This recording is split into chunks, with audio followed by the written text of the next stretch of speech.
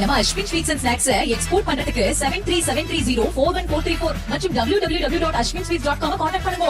தேனி மாவட்டம் உத்தமபாளையம் அருகே கலுமேட்டுப்பட்டியில் வசித்து வரும் சலவை தொழிலாளர்களின் வீடுகள் வெள்ளப்பெருக்கில் அடித்துச் செல்லப்பட்ட நிலையில் உடைமைகளை இழந்து மக்கள் கண்ணீர் வடிக்கின்றனர். முதலில் அவர்கள் அளித்த பேட்டியை பார்க்கலாம்.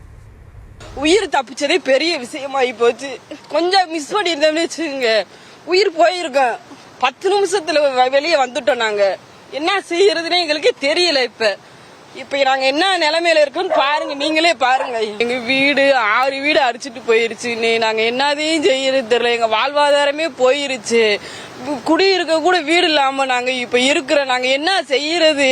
வீடு வாசல் இல்லாம, போய் படுக்க கூட இடம் இல்லாம, நைட்டு சாப்பாடு இல்லாம, என் பொருள் தங்க பொருள்லாம் போய் 8 லட்சம் ரூபாய் மதிப்பு உள்ளது துணி மணி அம்மட்டும் போயிருச்சு.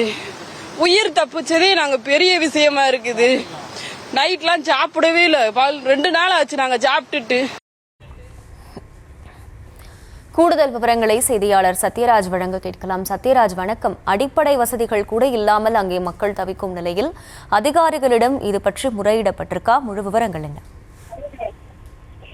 அகிலா, நேற்று இரவு பெய்த கனமழையின் காரணமாக தண்ணீர் வற்றாமல் இருந்த சூழலில் இன்று பார்த்தோம் என்றால் தண்ணீர் வற்றி உள்ளது. இந்த பகுதியில் வசித்த பொதுமக்கள் தங்களது வீடுகளை காண வந்து கொண்டிருக்கிறார்கள். பார்க்கும் பொழுது பார்த்தா அந்த வீடுகள் முற்றிலுமே தண்ணீரில் அடித்து செல்லப்பட்டு ஒரு கோரமான நிலைக்கு தள்ளப்பட்டு இருப்பதை பார்க்க முடிகிறது. இந்த பொதுமக்களுக்கு தற்பொழுது வரை அதிகாரிகள் யாரும் பார்க்கவில்லை என்றும் கூறி வருகின்றனர். நேற்று பேரூராட்சி மன்ற தலைவர் மட்டுமே பார்த்துவிட்டு சென்றதாகவும், இவர்களை கடந்த 2 நாட்களாக சாப்பிடாமல் இருப்பது தற்பொழுது தெரிய வருகிறது.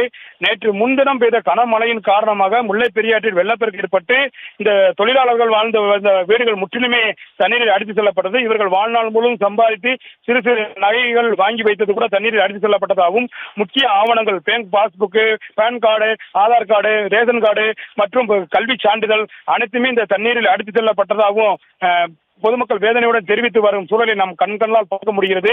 அதே வேளையில் பார்த்தோம் என்றால் கடந்த 2 நாட்களாக இந்த பகுதியில் வசித்த பொதுமக்கள் சாப்பிடாமல் இருப்பதாகவும், அரசு அதிகாரிகள் தங்களுக்கு மாற்று இடம் தேர்வு செய்து தர வேண்டும் என்றும், தங்களுக்கு உரிய நிவாரணம் வழங்க வேண்டும் என்றும் இந்த பொதுமக்கள் அரசுக்கு கோரிக்கை விடுத்து வருகின்றனர்.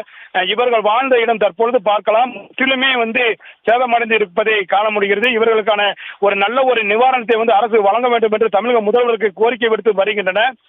மாற்று இடம் தரும் பட்சத்தில் இவர்களுக்கு இழந்த பொருட்களுக்கான அந்த தொகையினை பெற்றுத் தரும்படியாகவும் கோரிக்கை விடுத்து வருகின்றனர். அவர்கள் இருந்த வீடுகள் பார்த்தோம்னா முற்றிலுமே தண்ணீரில் அடித்து செல்லப்பட்டு ஒரு கோர காட்சியை நாம் பார்க்க முடிகிறது. இவர்களது விவரங்களுக்கு நன்றி சத்யராஜ். நம்ம Ashwin sweets and snacks export பண்றதுக்கு 7373041434 மற்றும் www.ashwinsweets.com கான்டாக்ட் பண்ணுங்க.